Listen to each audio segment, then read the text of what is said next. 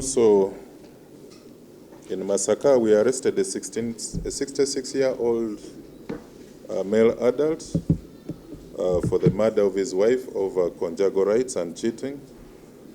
So our territorial police in Greater Masaka and Zimbabwe arrested Cheyune Aloysius, aged 66, a peasant of Chambogo village, Nyabitanga, in Zimbabwe, for the alleged murder by hitting with a hoe of his wife Nasazi Gladys, aged 40, over conjugal rights and cheating. This incident happened on the 8th of August at around 4 p.m.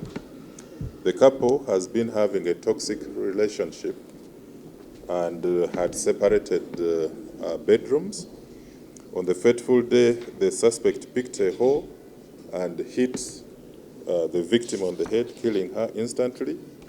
The motive was established to be jealousy after he accused the wife of denying him his conjugal rights and cheating on him with other men in the same house. We continue to strongly condemn such marital murders.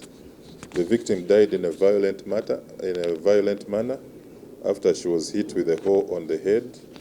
We cannot tolerate such violent acts in relationships and the wider community, and we continue to urge couples, spouses, people in toxic relationships to at all times seek services of counselors from our Child and Family Protection Unit.